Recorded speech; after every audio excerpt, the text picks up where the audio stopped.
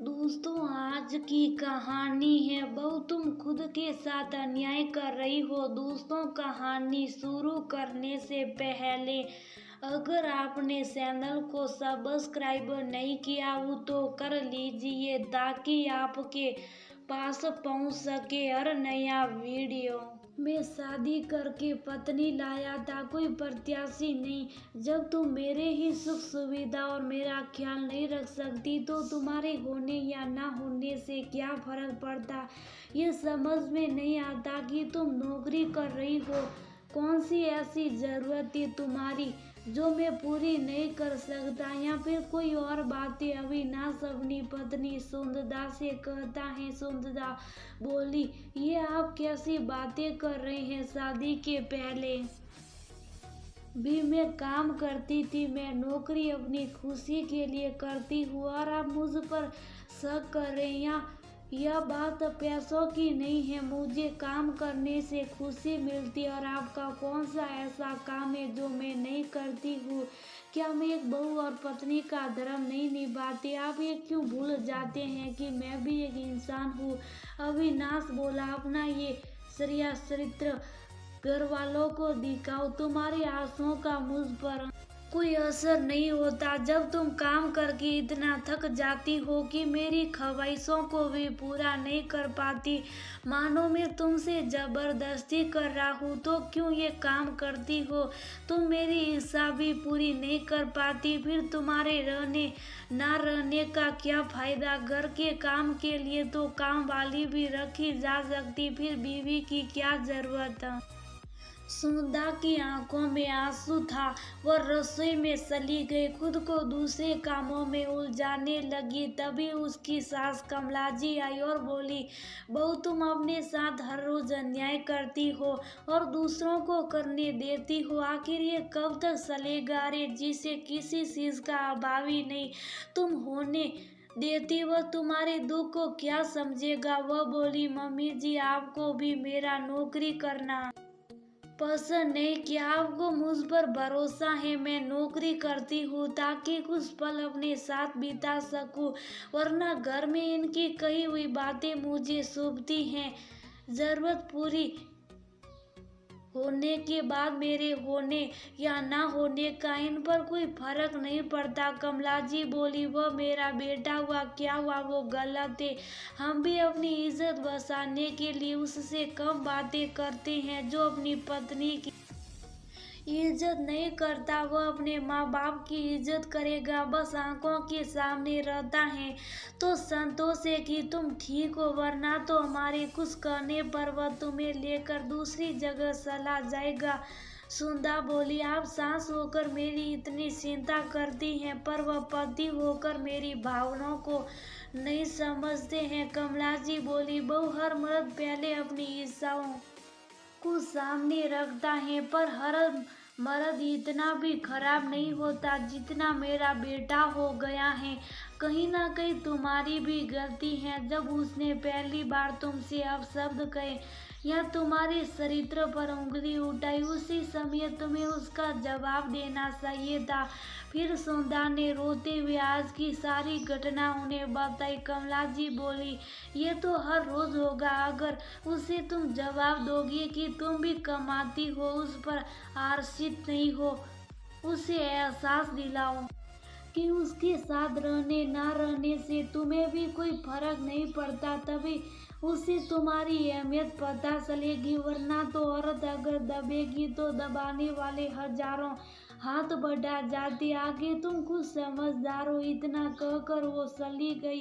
एक रोज सुधा अपनी माँ से बातें कर रही थी। माँ बेटी की आवाज से ही समझ गई कि बेटी दुखी है।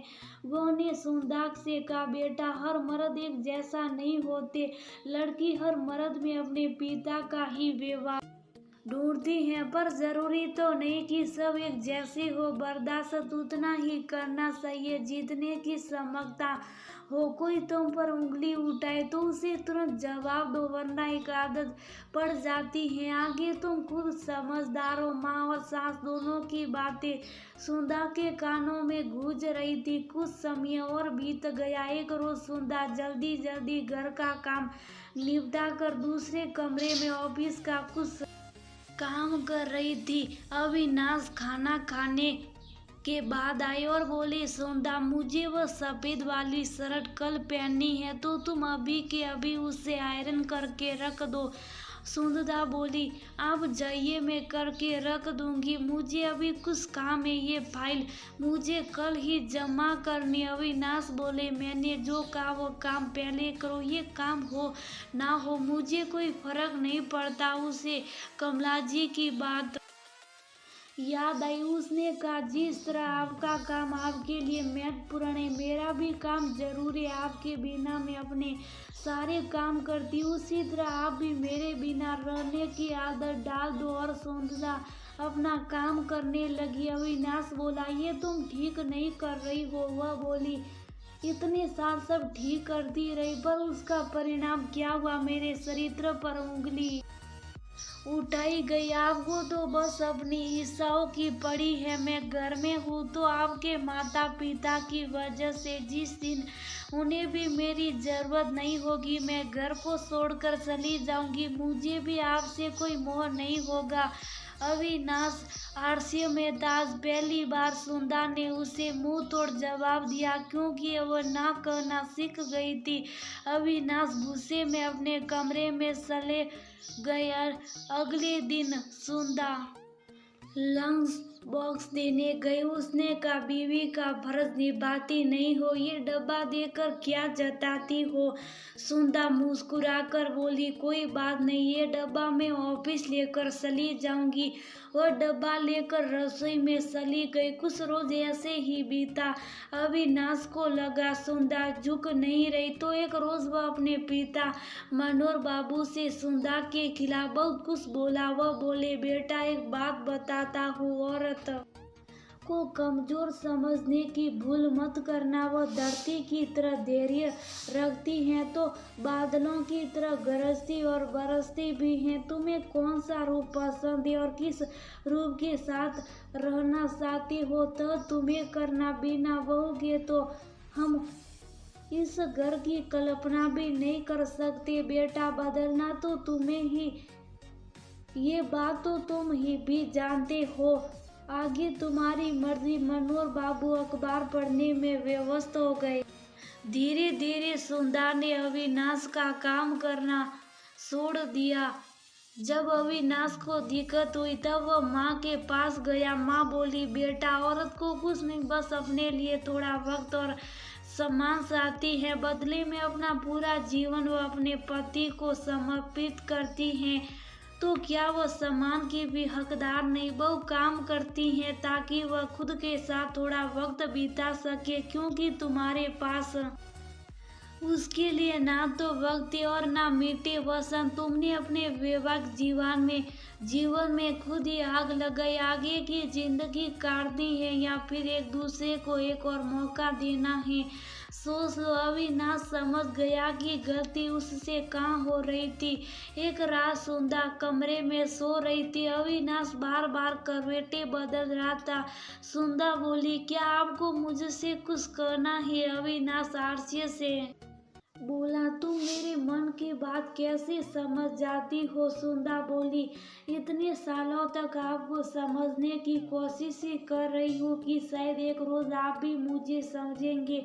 अविनाश बोला, मुझे माफ कर दो, मैं अपने कुछ दोस्तों के साथ बहकावे में आ गया था। उनकी पुरानी और रूढ़िवादी बातें मेरे दिमाग में घर कर गई थी। वह बोली, किसी और के कहने का आप पर इतना असर होता है, अपनी पत्नी और माता पिता के कहने का तो असर नहीं होता। जब तक इंसान के मन में शक का बीज ना हो वह कभी पौधा नहीं बनता, ये जान लीजिए।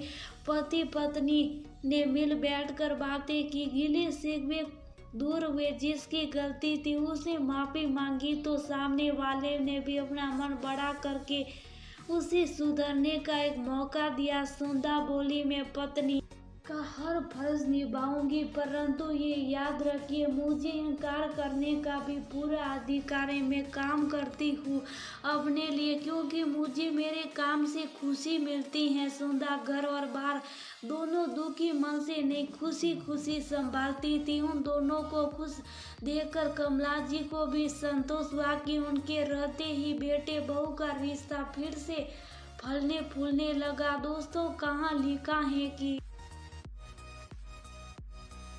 औरत बस पति की इच्छाओं को पूरा करो विवाह करती है, क्या उसकी अपनी कोई खुशी नहीं होती? अपनी इच्छाओं को पूरा करने के लिए हर बार दूसरे का मुंह ताकना क्या जरूरी है? पति के सुख के लिए वह सब कुछ करती हैं, तो क्या पत्नी की